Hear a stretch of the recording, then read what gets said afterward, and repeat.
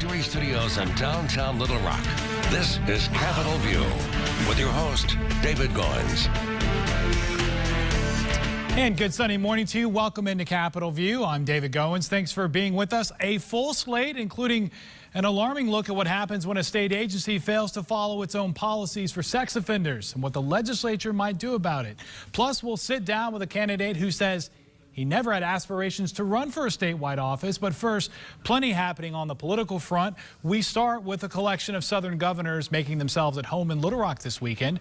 Governor Mike Beebe hosting the event for 16 governors, although only a handful actually showing up. Mike Beebe pointing out on Friday that Missouri Governor Jay Nixon was supposed to join him, but he stayed home to deal with the unrest in suburban St. Louis surrounding the police response with the public after last weekend's deadly shooting of an unarmed man. Still, Beebe says for those in attendance this weekend, the SGA helps several states when it comes time to deal with D.C.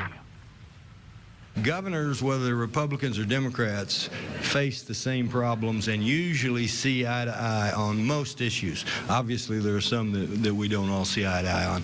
But in our relationship with the federal government, our relationship with the White House, the administration, and certainly with the Congress, we can speak with one voice. And President Clinton, former President Clinton, was also the keynote speaker talking about the importance of research and development and for states to create networks to tackle big problems. Well, proponents of statewide alcohol sales turning in new signatures early to the Secretary of State. The group Let Arkansas Decide was given more time last month when several signatures were declared invalid on the first round. They actually had until tomorrow to get those signatures submitted, but they did turn in more than 40,000 extra signatures on Friday, as evidenced there by those large boxes. The group believes it has over 90,000 valid signatures. That's well above the 78,000 needed. The Secretary of State will make the final determination in the next 30 days. Well, medical marijuana will not be on the ballot this year, but efforts are already underway to put it before voters in 2016. Attorney General Dustin McDaniel on Thursday approved a ballot title from Arkansans for Compassionate Care. The same group fell short of collecting enough signatures to get medical marijuana onto this year's ballot. And 2 years ago, in 2012, voters decided against medical marijuana by a narrow margin. Well, Mike Ross and Asa Hutchison raking in big money in July for the race for governor as it heats up. Ross topped Hutchison for the month, taking in more than $300,000. Hutchison reports raising just over $275,000, with nearly $830,000 in the bank. The Republican does have more cash on hand compared to Ross's $340,000. Ross also announced an ad buy of over $1 million for the fall leading up to Election Day, first Tuesday in November. There's now a bipartisan effort underway in the state Senate to do away with the lieutenant governor's office. Texarkana Republican Jimmy Hickey and West Memphis Democrat Keith Ingram say they plan to push a constitutional amendment to the voters in 2016. If approved, the lieutenant governor's office would dissolve in 2019. If there is a signal that we came on out with this, it's just to say, well, it's our intention that no matter who wins that election, that we believe that the best course of action is to go ahead and to run this constitutional amendment.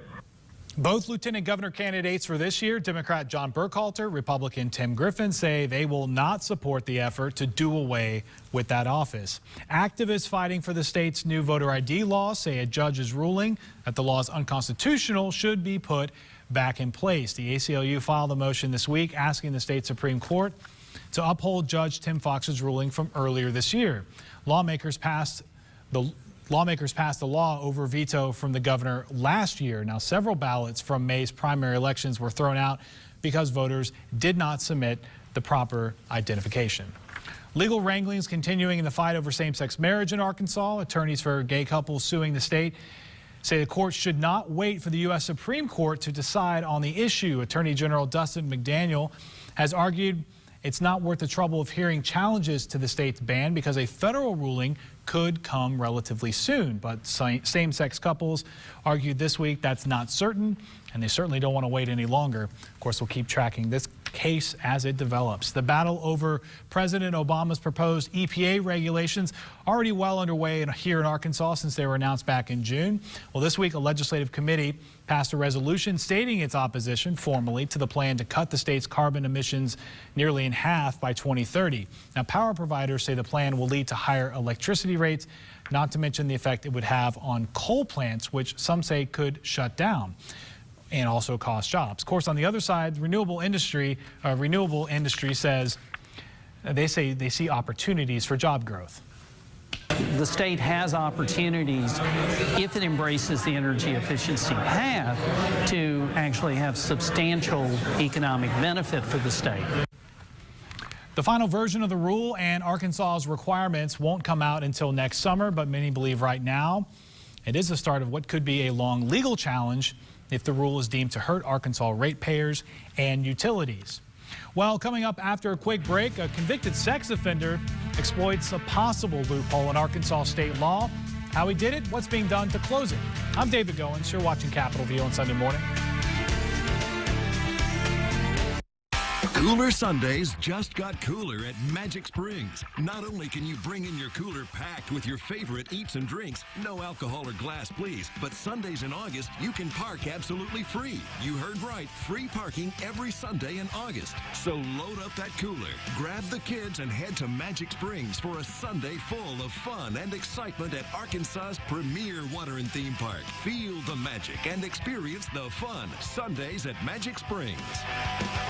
Get the new carpet you've always wanted with Empire Today's big buy one, get one free sale. Buy one room and get another room free. That includes carpet with padding, materials, and installation. Shop from the comfort of home for quality brands like Mohawk and Shaw. For a limited time with Empire, buy one room and get one free. Schedule a free estimate now. 800-588-2300 Empire. Today. Hi, I'm Missy Gibson. At John Gibson Auto Sales, it is our goal to meet all of our customers' needs. That is why we offer over 800 cars, trucks, SUVs, motorcycles, ATVs, boats, trailers, and RVs.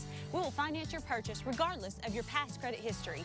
Go online at johngibsonautosales.com and see our full inventory selection, which is updated daily. Come to 1425 Airport Road in Hot Springs, and we will have your purchase ready when you get here. See you soon, online or in person.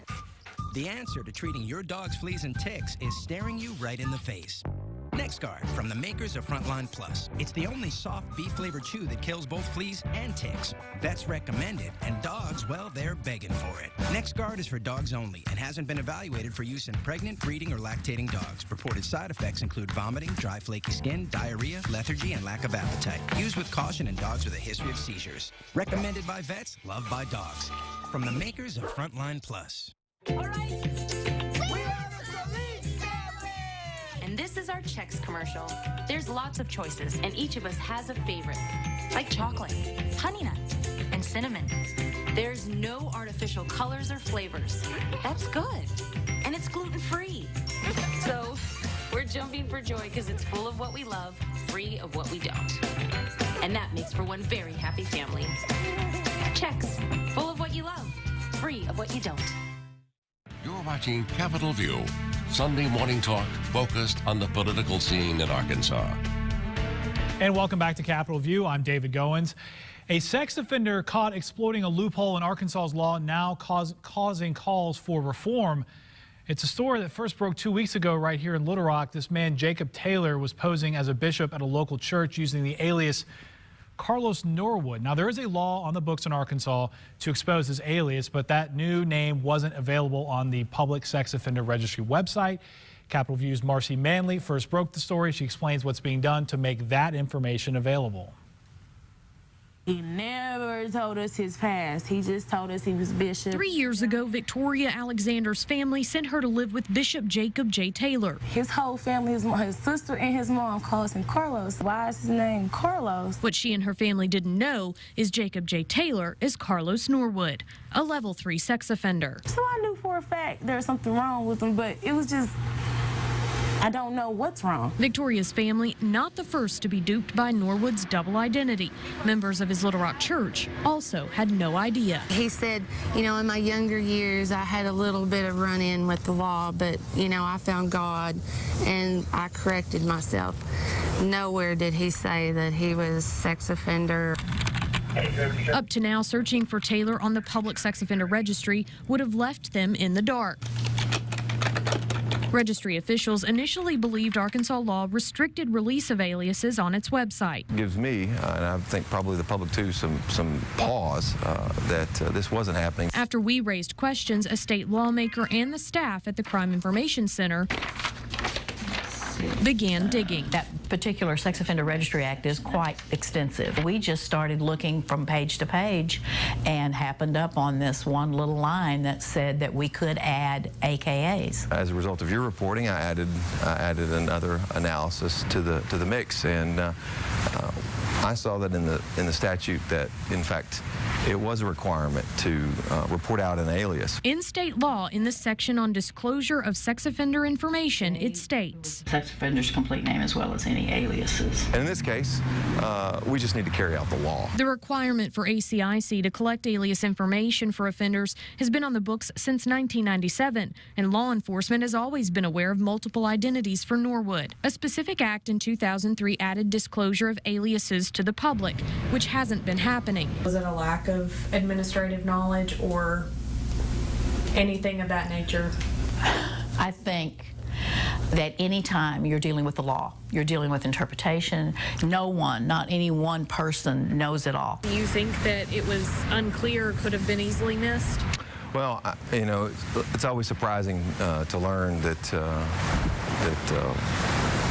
folks charged with administering law are unclear as with regard to the statutes. State Senator Sanders saying this points to the importance of the state knowing what's in the law and reviewing broader questions of information available to the public regarding criminals in the system. I think Arkansans should be ready to ask tough questions about our laws regarding criminal information and the sharing of that information, and really what the public today has a right to know and what they don't have a right to see. Now that the registry knows the law allows aliases to be released, the fix is already in the works. We're going to be able to do it a lot quicker than we thought at first. Alias information is already collected by ACIC, and in the weeks ahead, a search will reveal them. I think we're going to be able to turn this over very quickly. We're really excited about this particular change. So the next time someone like Victoria Alexander comes into contact with Jacob J. Taylor, You don't know a person at all until literally their identity is shown like this. The search can reveal who he really is. All right, Marcy Manley and State Senator David Sanders joining us this morning. Good morning to both y'all. All right, Marcy, I'm going to start with you real quick. First, how did you even come across this story? It was really bizarre. It started out as an allegation from church members, the Blakeleys that you saw in the story, saying that they had had a bounce check. Essentially, they were starting a business with this pastor, Jacob Taylor, a barbecue business, and he had taken one of the checks, they said, and cashed it, forging their name to pay for car registration tags. And so it sort of started from there. They had a page from the sex offender website that showed his picture, and they were telling me that is him, that's not his name. And I had to dig through and see, okay, well, where is this connection? And there it was in court records. Wow, so it starts with the barbecue business and gets to that. Let me jump over to you, Senator Sanders. Is there, kind of bringing it into the political realm or the policy realm, is there anything that needs to potentially change, or what are you potentially learning by Marcy's reporting here? Well, no, I mean, one, I give credit to Marcy for doing the tough work, and when you guys broke the story, I began looking at a number of our laws and how they affect public information, what's public, what's not public. And when I saw the story, I began to look at it and then began looking in the statute. And what I saw in the statute was it clearly requires them to report out aliases. And that's not uncommon because we have a number of databases in the state that do report out aliases and have aliases included. And it wasn't until what I was unclear on was there anything else that would prevent them from doing that, or is there any other reason, some reg or rule, something in place? And in following up with the folks at ACIC who had a few meetings last week, it wasn't. And we worked through the law, and they weren't aware of it being in there. So that was. So it's just a matter of it's there, and they just didn't seem to know. And they will also acknowledge that there are aspects of our sex offender registry which do not comply with federal law. The federal Ryan White law, in fact, requires us to report the actual address of sex offenders. The Arkansas law speaks to the block, a street block. It also requires that we report all sex offenders, level 1, 2, 3, and 4. And in Arkansas, we only report level 3 and 4. So there's a problem with complying with federal law, and then there was just an overall problem with complying with state law, which is troubling. Do you see this stretching at all into the 2015 session, or this maybe kind of stops here? Well, I mean, in this case, it just requires a fix. So, and what I was most concerned about, and I think most everyone would be, is what does it take to get this fixed? And so, to their credit, they snapped to it. ACIC began working internally with their own IT folks, as well as the vendor that manages the sex offender registry, to try to fix this. So the questions that are unanswered is, one, when will it be fixed? And two, how big of an issue are we dealing with here with regard to individuals who have, and again, they're collecting this information today, but who are not in the sex offender registry, or their alias is not in the sex offender registry. And Marcy, you'll, keep digging. Who knows if this is the only one? Maybe there's more? And that's a question that we asked, and I don't know that we'll know how many until we see their aliases start being reported. Certainly there are people on that registry who are using aliases or have known aliases to law enforcement. Whether they're using them in the way that Jacob Taylor, Carlos Norwood was remains to be seen. Maybe this will highlight people, and maybe the community should start looking on their sex offender registry for their area and seeing if there are double identities being played out. But that was sort of what concerned us initially, was that this person was introducing himself as Jacob J. Taylor, as a bishop. He had a resume vitae that outlined all of these things that would make you think he was legitimate. All the while, you would have no reason to ever look up Carlos Norwood and connect the two unless you knew that connection was there. An enlightening piece. I appreciate talking about it, and Senator Sanders, appreciate your time as well. All right, thanks very much. Well, when we come back, we'll introduce you to Mark Robertson. He's running for state land commissioner on the Democrat side. I'm David Goins. You have Capitol View on Sunday morning. The rush to Russellville is on. Buyers are coming from everywhere to the Valley Motors Prime Time event. Right here in Russellville. They're coming for prime time clearance pricing on every Valley Nissan, Chrysler, Jeep, Dodge, Ram, and Hyundai. The Prime Time event. A short drive for the year's lowest prices. Right here in Russellville. Visit online, valleymotorcars.com. It's the Yoplait Greek Taste Off, and we're asking the Music City which 100-calorie strawberry Greek yogurt is the next big thing. I'm a random lady with a table full of yogurt. Want some Greek yogurt? Can I ask you a question? Tell us what tastes best. This one's definitely the winner. That one's good. Tastes great. Yoplait Greek 100. That's the stuff right there. You want to see which one Yoplait Greek beat? Chobani. Yes! Yoplait Greek wins again. Take the taste off for yourself. It is a beautiful day for yogurt. Hi, I'm Jason Dickinson. Why should you come to Dickinson Insurance? I like the Dickinson agency because they provide me with the service that I need with regard to insuring my home, my property, and my cars. I have multiple cars, multiple homes, a motorhome, and 2 ATVs insured with Dickinson Agency, and they save me $3,000 or more every year. I'd like to say thank you to all my existing clients. And if you're not a client, please give us a call so we can review your current coverages. It's the only pediatric hospital in Arkansas. I worked there for 13 years. Some nights I'd stay in the intensive care unit. I needed to help the child to not be afraid. When they needed funding, Tom Cotton was the only member of Congress from Arkansas who voted against it. I don't know where his priorities are, but they're not with Arkansas children. The Democratic Senatorial Campaign Committee is responsible for the content of this advertising. Buying glasses was fun. I was able to get my son's glasses for only $37. The staff were very friendly and helpful. I will definitely go back. There's an eye doctor next door. I got 2 pair of glasses for $99, plus I got to choose from hundreds of frames. Best place for back to school glasses. I've never seen better. I've never looked better. I loved it. For 99 in an hour for less. Promise the basics, that's Vision Express. You're watching Capitol View, Sunday morning talk focused on the political scene in Arkansas.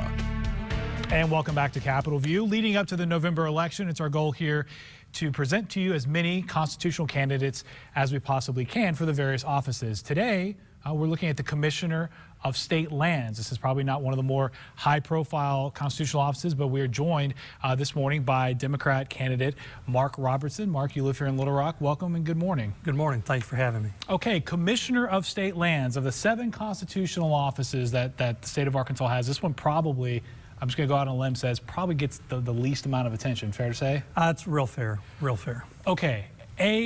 For those who maybe are like, what does a Commissioner of State Lands do? Tell me about exactly what you think the office should do and why you're running. Well, it's actually a very important office. As you said, it's one of the 7 constitutional offices, but what it's primarily known for, if anyone knows anything about it, I spend a bulk of my time trying to educate people about what the office is and why it's important, but it's responsible for dealing with the tax delinquent property and collecting those taxes and getting them back into the counties to support the public school system. So that alone is a very important role for the office. It's also responsible for the leases on state-owned land. It's responsible for the subsurface lands, islands on the navigable waters. And another area that it deals with is the archives of the historic land records for the state of Arkansas that go all the way back to basically the Louisiana Purchase when the state was laid out. Okay, well, especially when you're dealing with school funding, obviously making sure tax delinquent properties can fund counties and schools, that's very important. Your opponent is John Thurston. He is the current land commissioner. Matter of fact, we have a photograph of Mr. Thurston, again, not somebody who is incredibly visible in the state. There is a photo of John Thurston. That is your land commissioner. If this morning you're at home wondering what he looks like, that is him. Tell me about maybe what you feel would be different in your office versus who's already there, because incumbents tend to stick around. Well, they do. Really this race is not about him. It's about the vision I have for the state of Arkansas. It's using the 35 years of actual experience I have on land and land-related issues. I'm a landscape architect, land planner. I was a surveyor for the U.S. Forest Service back in the 70s. So it's using those decades of experience on land and land issues to help the office realize its full potential. As processes become more electronic and efficient, it frees us up to serve the state better in new capacities. And I want to be able to use these experiences I have and serve at its full potential for the state. What does a statewide campaign for land commissioner look like? How do you kind of make this message carry out? Because I know you probably don't have a 6, 7, 8 figure budget to deal with. You're correct. One of the challenges for this race is raising the amount of money it takes to run a statewide campaign. So we're doing a lot of shoe leather, if you will. Since March, when I got in the race, I didn't get in until the very end of filing, so I didn't start a campaign like a lot of the other candidates months in advance of the filing period. We got in on the last day with no organization and virtually no money in hand, but with the belief we could make a difference for the state. And from that point to now, I've traveled close to 14,000 miles, I believe. I've been all over the state. I'm going to all kinds of committee meetings, fall or fairs, festivals, events. That's the place to do it. Get those handshakes in. And we've been out and shook the hands of thousands and thousands of folks and getting in the parades. And I typically walk the parades and shake every hand on the street that I possibly can and try to make that personal contact. And I think it's important. I mean, I really am running to represent the people of Arkansas. I want to make sure they know I'm accessible and that they know I'm an average individual just like they are. I've never held public office before. This is a really big leap. But I do think at this point in my life I've acquired enough experience professionally and personally and through all my community activities to make a real difference for the state of Arkansas. Mark, on Thursday, I know you saw this push from a couple senators to maybe get rid of the lieutenant governor's office. That'd be one less constitutional office. It'd be 6 instead of 7, which obviously would make the land commissioner office even more, significant when we talk about majority parties in the state and so forth. What's your thoughts on that idea? Well, I believe all the offices are important, frankly. I think it's a matter of what you do with the office. If the office is just kind of sitting there and not doing a lot significant, then maybe you could have that discussion. But I believe there's a role for each of those 7 positions.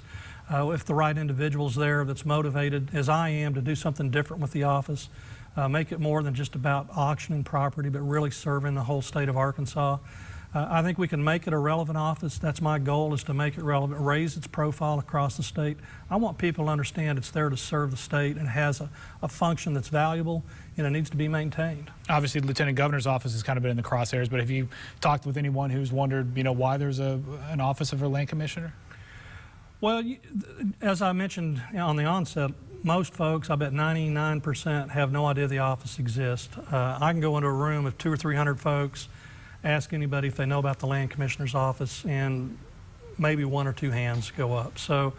But as you begin to explain what it does and what I think it can do and the role it can play and should play moving forward, people get excited about it. I've had a lot of enthusiasm from folks as I've met them all over the state when I talk about my vision for the office, the programs we want to add into what's going on, and making everything transparent and accountable, making sure that we're accessible, that we're serving the public, that we're working with the counties to improve the process that's in place now for that disposition of tax properties. I think there's room for improvement in that, and as we improve and become more efficient, then there's opportunity to create some new programs in education and community investment that can really help elevate the office and, more importantly, elevate the people of Arkansas. Well, maybe a few more hands will go up next time you're in a room after being on this morning. Mark Robertson, thanks so much for joining us. I appreciate it. Thank you. Good to see you. Okay, well, when we come back, we will get close to wrapping up a show that is one of a kind with Governor Beebe getting doused, see how the governor took the ice bucket challenge with the help of the First Lady. I'm David Goins. You're watching Capitol View on Sunday morning. I'm Nate Steele, and I'm running to be your Attorney General.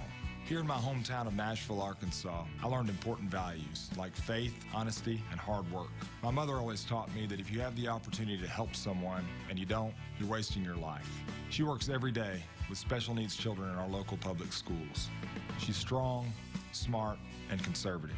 I believe the #1 role of government is to protect its citizens. I support alternative criminal justice programs like drug courts. Our prisons are overcrowded, and I don't want violent criminals or sexual predators out of jail before they've served their full terms. Arkansas has the 2nd worst meth rate in America. As an experienced prosecutor, I know firsthand that we release way too many criminals early from prison to make room for even more. It's a revolving prison door, and it's unacceptable. I will put the safety of our seniors, our mothers, and our children far ahead of a national political agenda. Let's keep the focus on Arkansas. Vote Nate Steele for Attorney General. Watching everybody eating what they want all day. All this tasteless cardboard brings me nothing but more shame. Turning every time until I find something right, and it takes my breath away.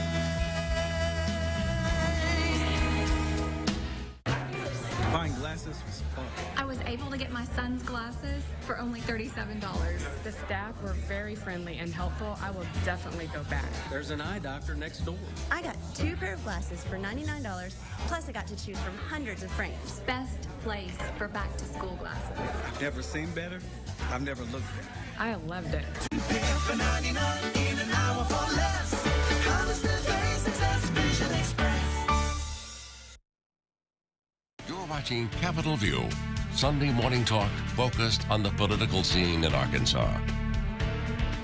And welcome back to Capitol View. I'm David Goins. Before we go, you may have seen a little bit about the Ice Bucket Challenge kind of sweeping the nation. It's also picking up some steam across the natural state. By now, surely you've seen some of those videos of people taking the plunge to fight ALS or Lou Gehrig's disease. This week, well, it went straight to the top in the natural state. Take a look. All right, Ginger, let's do this. That's cold. We'll take his word for it. We really don't know the temperature of the water, but Governor Mike Beebe says several people did challenge him. With the help of First Lady Ginger Beebe, he accepted that challenge this week in style. Customary to in turn challenge other people, the governor not issuing specific challenges, instead challenging all Arkansans to support scientific research. Well, that is it for this edition of Capitol View. Don't forget you can stay up to date with Arkansas politics by following us on Twitter at Capitol View AR and download the Capitol View smartphone app in the iTunes App Store and Google Play. That is it for this show, and we hope you have a great rest of your weekend.